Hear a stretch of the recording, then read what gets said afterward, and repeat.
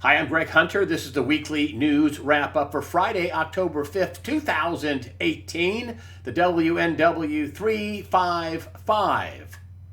Today I want to talk to you about warnings. Talked to you a little bit about this last week, but I want to start with this. This was a much maligned, much mocked, not taken seriously, a big ho-hum, but this went off Wednesday at precisely 2:18 in the afternoon Eastern Time, and it was the Emergency Alerts Presidential Alert. This is a test of the National Wireless Emergency Alert System. No action is needed, and to that I'll say, no action is needed yet. It was kind of weird. I was sitting in a restaurant, and everybody's phone boop, boop, boop, boop, went off at the same time. People with burner phones, that didn't go off, but I digress. You got to ask yourself, why now is Donald Trump testing out a national wireless emergency alert system? And I got to tell you, folks, I brought this up last week, but I just want to bring up, this is on whitehouse.gov, starting October 20th. There's one after another, one of these orders this is blocking the property of human rights, and every one of them has a couple of things in common. I have this blown up on this blocking the human rights. They are warning of a national emergency, executive order, block. I just blow this up. This is on whitehouse.gov, so this is the blow up of it. For involved in serious human rights abuse or corruption, and it is to protect the financial system of the United States, a national emergency to deal with that threat. So we're under several national emergencies, number one. Number two, they're talking about confiscating the property of people involved in anything from terrorist activities to This is again regarding national emergency in respect to transnational criminal organizations. Hold on, let's get this right. July 20th, 2018. This is another national emergency. They're talking about confiscation of assets for people involved in, elections, sanctions for a foreign interference in a United States election. You mean like, illegal aliens voting? Talking about confiscating the property. We're talking about national emergencies for election fraud and voter fraud and terrorism and international crime organizations and people want to crash the system and human traffickers and corruption. And you got to be asking yourself, why is he testing out a nationwide national wireless emergency alert system? I think it all fits together. I think there could be serious repercussions, more alerts. This is how ridiculous the Kavanaugh thing is. The Democrats, I believe, had a completely hoax, fraudulent attempt to smear Judge Kavanaugh. They had to go back to his high school days and his yearbook. Here is a cartoon that shows how bizarre it is. They combed through Kavanaugh's high school yearbook, and this is true, folks. But a court order keeps Obama's college transcripts secret. That is no kidding. The mainstream media doesn't even want to know what happened with Obama's transcripts or why he keeps them secret, or they don't want to know anything about it. But yet they'll go back to Brett Kavanaugh's high school yearbook. They go back to college, first year of college. All the women, not only were all their claims not corroborated, the eyewitnesses for Ford, none of them agreed with her, wouldn't back her up. At least two of the three women, there were three. There was Blasey Ford, that was the near rape and near murder. There was the other woman, Ramirez, with the sexual organ in the face. And then there is the last woman who had, the gang rape charges. None of their witnesses panned out. None of the people they gave up to corroborate their story. In Ramirez's case, NBC actually tried to do some reporting after blurting out that Mark Judge, Kavanaugh's friend, and Kavanaugh were just arranging, rape parties and getting women, passed out drunk. 10 different rape parties, which is absurd. But basically, they painted Kavanaugh and Mark Judge, as rapist. And NBC took a takedown on this woman.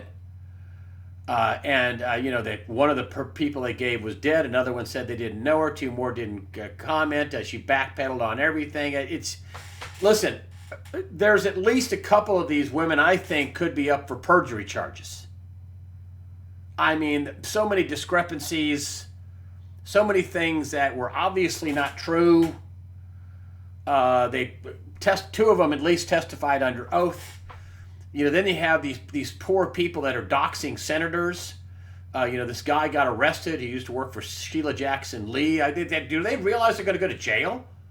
Do Democrats not care if they put young people in jail, put people through hell, or some neurons who touched together for NBC News? They were destroying, the woman that talked about the rape parties, and they were just taking her down. Well, I know why. Probably the lawyers walked in the room and said, "Are you guys crazy? I mean, we should have vetted this all out before we blurted out that Mark Judge is a serial rapist that drugged women at multiple parties and raped them, which is not true, cannot be corroborated." I mean, the NBC and some of these other people, these women, they could be, some of them could be up for perjury charges. Some of them could be up for huge lawsuits along with some of the media outlets. And it's not like New York Times hasn't been gunning for Donald Trump. They were them and Washington Post, according to documents, were part of the media leak strategy. Well, you don't have any protections under the First Amendment if you have a strategy with people trying to do a failed coup on the president. You don't have any protections under the First Amendment to do that. You don't have any protections under the First Amendment if you willingly smear people, like Papadopoulos and Carter Page. I mean, the media is gone haywire, wackadoodle, and with NBC or any of these other, the lawyers that I worked at CNN or ABC, they'd go nuts if you were having, stuff that wasn't completely vetted out, and you're going to take somebody down. You want to wrap yourself in a court case, not some affidavit that's unadjudicated. I mean, it's Sitnik or whatever her name is, the alleged all the rape parties. She just stayed away from that. She went to 10 of them. She knew women were being raped, over and over again, and went to 10 of these parties. After the first time she saw it, she just didn't bother going to any of these parties. It's absurd. And there are some people. Mark Judge, for one, he was accused of being a rapist. I mean, these media companies could be in deep doo-doo for passing this along. This thing about well, so-and-so said it. Well, she said it. Well, that ain't the way it works. If you let somebody say something in your newspaper or on your air and you didn't vet it, that's the same as you saying it. So this is just unbelievable what's going on. I mean, they are fighting tooth and nail on Kavanaugh, and part of that is I think there was a failed coup. That's pretty clear. Pretty clear. The stuff they're throwing up are Hail Mary passes with these crazy women that don't have any way of proving their cases. Now they're just going to keep up the con, keep up the lie, even though, with Blasey Ford, all three of the people she gave as eyewitnesses, that didn't happen. And it's because Judge Kavanaugh is going to deliver Donald Trump a 5-4 solid constitutional Supreme Court. It's so funny. Kavanaugh worked for the Bushes, and yet you didn't hear a peep out of them. But Donald Trump going to the mat for Brett Kavanaugh, going to the mat for him, speaking about him at all of his rallies around the country and backing him 100%. Not even a quiver of doubt for Brett Kavanaugh. And crickets from the Bushes. Crickets. Who do you think he's going to be loyal to? I know he's going to be loyal to the Constitution, but, in the back of his mind, who do you think he's going to be loyal to? Yeah. So that's why they're fighting tooth and nail. They know once Kavanaugh gets seated and sworn in, I wouldn't be surprised if the vote They do have the one senator from the junior senator from Montana going to walk his daughter down the aisle, which I think is kind of selfish, really. This is a very important vote.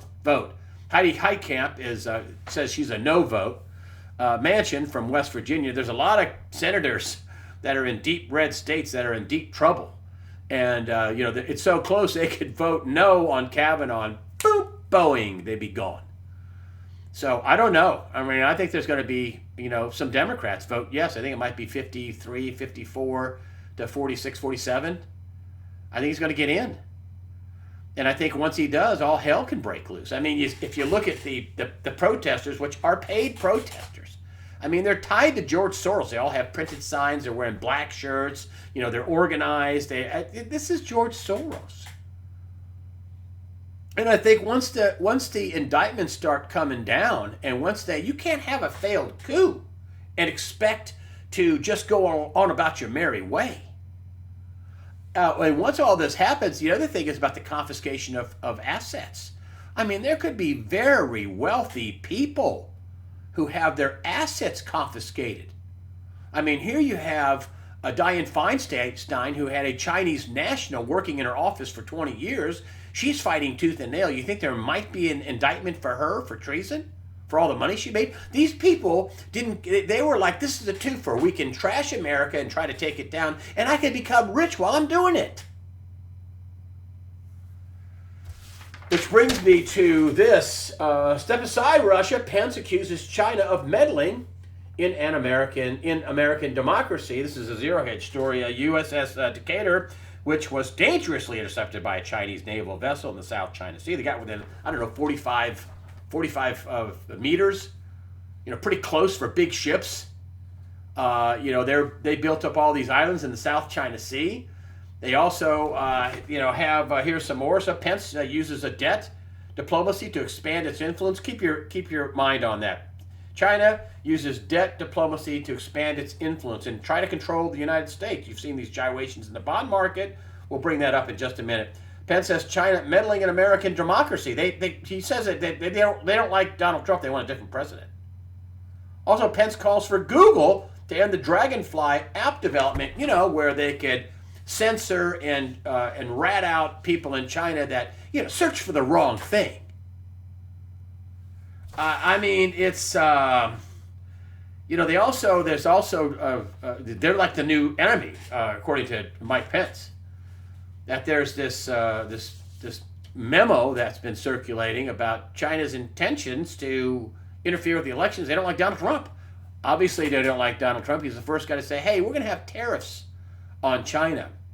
And then you find out that Chinese, supposedly, now Amazon and Apple and some of these other tech companies said that didn't happen. But they had this small, a chip the size of a grain of rice that they inserted in, hardware and servers and things like that came over from China, that were built in China to infiltrate places, people like Apple and Amazon and the CIA. The Amazon is building that big CIA hub out there. And did they install a bunch of cloud for the CIA? Did they install a bunch of servers, that directly report back to China? In our naval operations, our military operations, and everything else. And let's not forget now, Dianne Feinstein had a Chinese national in her office for 20 years. She tried to pawn him off as a driver, a chauffeur, even though he was going to meetings and stuff with her and for her. So you take a look at China, and this is a warning, folks. I mean, they're coming out and they're basically naming China as an enemy. Vice President Pence saying China would like to have a different president. Then not only did they meddle in the 2016 election, and Pence says, what China did relative to what Russia did makes, Russia look like child's play. They're trying to meddle in the 2018 election. Now, Donald Trump has already put a couple $100 billion of tariffs on China. He's threatening another couple $100 billion of tariffs on China. And China, China owns $1.7 trillion in treasuries, and this number, 3.20, that's the 10-year yield, bolted up this week. It went from about 3.05 or 6 to 3.20. It got up to 3.22. And that's a spike in treasury yields, and that can destroy an economy. I mean, in July 2017, yields on the 10-year, I'm sorry, they set mortgage rates off the 10-year. That's why it's so important. The 10-year Treasury, it really ought to be off 30-year bonds, but they don't. They set mortgage rates, by and large, off the 10-year Treasury yield. That's why that going up means, well, mortgages are more expensive. Now we're in the high fours and 30-year money, 30-year mortgages. Real estate market is cracking. The auto market is going to be down 8% year over year, at least. You have manufacturing slowing down, the economy slowing down. I have John Williams from shadowstats.com on, and he's going to lay out, what the roadmap is, what the Fed is doing, and he basically says the Fed's killing the economy by raising rates. That's the other thing. So then you have China could be just not buying our bonds. They could sell our bonds. I think, what Gregory Mannarino was telling me is this, hey, China basically is weaponizing debt. That China is just not buying our bonds. They're just not buying them. They could be selling them. And they're giving Donald Trump a little shot across the bow, saying, hey, you see this spike here? Well, we could spike it up to 4%, 4.5%. We could sell our entire $1 trillion of treasuries if we want. And then you'd have to monetize them or something. But things would go haywire. Well, things would go haywire for China, too. They'd lose a lot of money. But still, Mannarino says, listen, China is weaponizing debt. Of course, Gregory Mannarino runs TradersChoice.net, which I think that's good. He says, this is what China is speaking a language. Mannarino's telling me this. And he says, they're telling Donald Trump, you better not put another $250 billion of tariffs on us on top of the $200 billion you already got.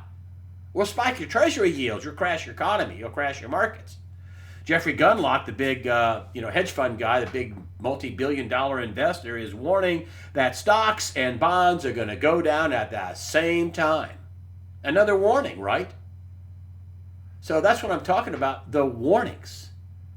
People are just oblivious to the warnings. Back in July of 2007, the 10-year Treasury was 1.5%, 1.6, 1.7. Here we are a little more than a year later. It's doubled. I mean, that's a big move for a market with 10-year Treasuries. I mean, this went from 3.0506 to 3.20, 3.22. That's a huge move for a multi-trillion-dollar market in a couple of days. It's a big move. And, Gregory Mannarino and I both talked about this, about Alan Greenspan, warning that there could be a spike in Treasury yields, which means bond prices would go down when yields go up, and the stock market would tank, and, the stock buybacks are ending, and we're in la-la land with the stock market because they think the Fed can just ride in and fix everything. Meanwhile, Jerome Powell is talking about raising rates even higher. I'll get John Williams to talk about that and why he's doing it on the early Sunday release. John Williams at shadowstats.com. Another warning, and I'm back to the failed coup. Listen, folks, this isn't what I think. I'm not making some hyperbole up. The FBI was involved. I don't know, 25 or 30 people are now gone or in the process of being prosecuted or will be prosecuted at the FBI, the DOJ, the CIA, the National Security, the NSA, the Director of National Security, James Clapper, said it was all Obama's fault, said it on CNN. I brought this up a couple of times. This is not what I think. The Obama White House was involved. Valerie Jarrett was involved. Susan Rice was involved. Christian Powers at the United Nations, the ambassador, was involved of unmasking people. They had a plan to go after Donald Trump. Foreign spy agencies in the UK and Australia, possibly Canada, the Five Eyes is what they call it, were involved. This was a huge... The State Department was involved. They filed for phony FISA warrants. The opposing candidate, Hillary Clinton, was involved. This is a huge failed coup. People are like, oh, nobody's ever going to go to jail. Yes, they will. They've threatened to rape Donald Trump's 12-year-old boy. Yes, they did that through Peter Fonda with him saying, you should put him in a cage with a pedophile who talks like that. And then, of course, he took it back later, but still, threat's a threat. This is going to go up to the, and George Soros is saying, Donald Trump's almost killed the deep state, the New World Order. Good. But listen, they're not going to go down without a fight. And then back to the executive orders. So not only are we in a national emergency on multiple fronts, on election fraud, terrorism, corruption, human trafficking, transnational crime organizations. We're a national emergency. We're also talking about confiscating the assets of people involved in human trafficking. This is the pedophilia, and also corruption. That's a pretty big window to jump through. Just anybody corrupt. Anybody committing terrorist acts, like a false flag, anybody meddling in our elections, like China and maybe illegal aliens voting in our elections, okay? And people helping them vote, like Google and Voto Latino. I mean, they're going to take assets from people. Do you know how disruptive this is going to be? That's the wild card nobody talks about. I think it'll be in the trillions of dollars they'll be taking assets, because they're going to take assets from big people. Who does George Soros think he is? Listen, you're free to speak your mind in America. You're not free to pay protesters and pay people to commit violence against people and commit sedition and treason. You're not free to do that in America. You're not free to sell America out to Chinese nationals, Dianne Feinstein. You're not free to do that with no penalty. You don't get to keep the stuff you stole, fair and square. I mean, listen, in 2008, I'm going to sum this up for you. In 2008, what would happen if they let the banks go under? What would happen if they let the bonds go under? Do you have $100 million in bonds? Do you have $1 million in bonds? No. Who has bonds? Rich people. What would have happened? Rich people would have taken a huge hit. So what did rich people do? They transferred the debt from companies that were bankrupt, AIG, Goldman Sachs, Bank of America, Merrill Lynch, Wachovia, all these bankrupt entities, General Motors. Okay, they transferred that to sovereign debt countries. Rich people, they stole their money fair and square, dang it, and they're going to keep it.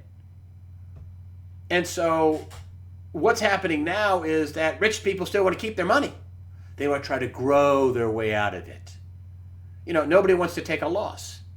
And the people that'll take a loss are all the people at the very, very top that got the money. There's no way they can pay all this debt. We went from a global debt of $160 to $70 trillion globally in 2008 to now we're at nearly $250 trillion. We grew the debt. And so here's another warning sign. And this is just to continue the whole idea of how the deep state and the coup is totally unraveling. These people are going down, folks. They're going to jail. Here is now another lawyer, top FBI lawyer, James Baker, offers explosive testimony on abnormal handling of Russia probe into Trump campaign. This is the law. This is Trump campaign. This is the lawmakers. This is the abnormal handling of Russia probe into the Trump campaign, and this is the lawmakers talking about it. Hold on. So abnormal, like Lisa Page blurting out, she's now flipped and she's testifying against all the people out the DOJ and FBI, saying they didn't have any evidence of Russia probe when they seated Robert Mueller. Totally illegitimate, totally fraudulent. He was looking for a crime to pin on Donald Trump to have a coup, which failed. And so we go on here. So this is an FBI lawyer who was Comey's lawyer.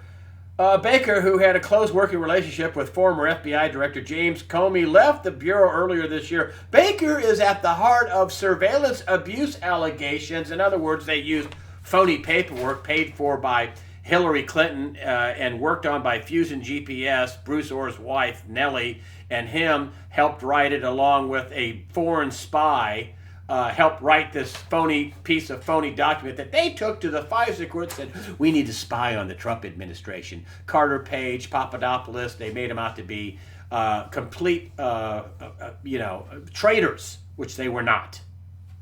Yeah, I go on. So we go. Let's pick it up here so we know what we got. So Baker is at the heart of surveillance abuse allegations, and his deposition lays the groundwork for next week's planned closed-door interview with Deputy Attorney General Rod Rosenstein. Can you start singing? Na na na na, na na na na. Hey hey hey, goodbye. It didn't work, folks. They tried, and they failed. Do you understand how destabilizing that is for the deep state, for the people that were taking bribes, for the people that were undermining America? I mean, Elizabeth Warren just got caught taking a bunch of tax deductions she wasn't supposed to take.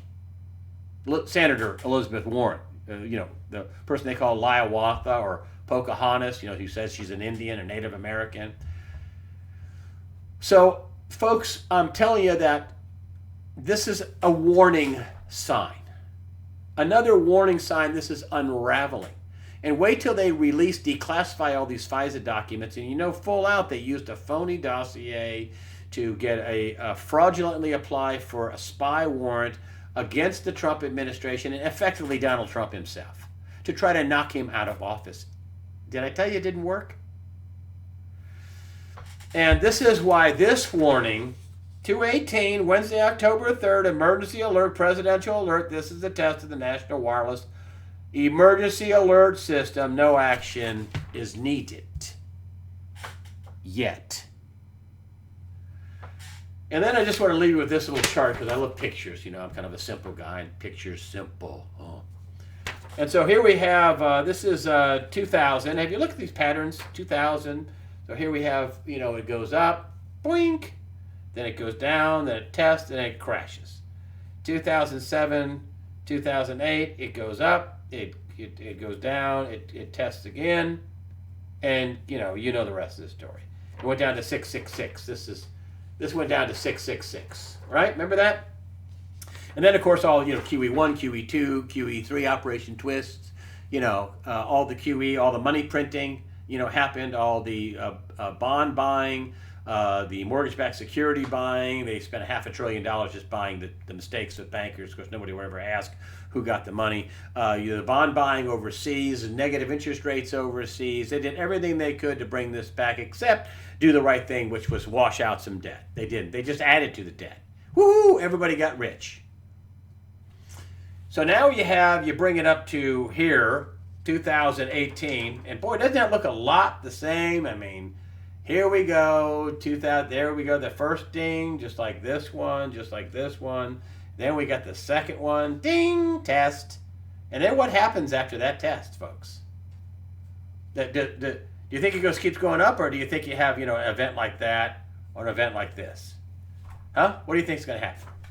Especially with rising interest rates, and the Fed is not backing down, because they want to try to normalize interest rates even if they crash the economy. Again, I'm talking to John Williams about that at shadowstats.com. Interesting interview. Not a long interview, but very interesting take from a guy that gives real numbers at shadowstats.com. I will tell you that you still need to check your spam boxes for emails I send out. I send out an email, even if somebody sends me $1 in a donation, I send them a thank you, John, for your $1. I black it. I do it individually. I don't have a robot. If you get a contact back from me, I write it out. And so check your spam box for that. Check your spam box for anything, because that's what they're doing these days. Is that we sent it to you, it just ended up in spam for some reason. But I want to thank everybody for their comments. Good comments. They put links in. Solid comments, solid links. The comment section is very much a lot of great quality information that smart people add. I appreciate that. Thank you very much for your donations. I really appreciate that. It helps us. And I want to close with my normal close. And, folks, this isn't just a gag or a gimmick or anything else. I believe that God and his son Jesus are part of this story. They're part of every story, but they're really part of this story. Does that mean that the end of the world's coming? I don't know. I don't think so. Do I know where we are? No, but listen. We're fighting pure evil, as in Ephesians 6:12. I mean, pure evil. These people are wackadoodie, crazy. They don't care what the truth is. They are fighting this Kavanaugh thing tooth and nail because they know what comes after that. I think big indictments come after that. I think we're going to have a lot of civil unrest by paid protesters. I'd be rounding up George Soros as soon as possible for his paid protesters. You don't get to do that in America, to try to undermine America and overthrow America with your paid protesters, your paid rebels. So I just want to tell you that, listen, just prepare yourself. Don't be afraid. Don't be informed. Don't be afraid.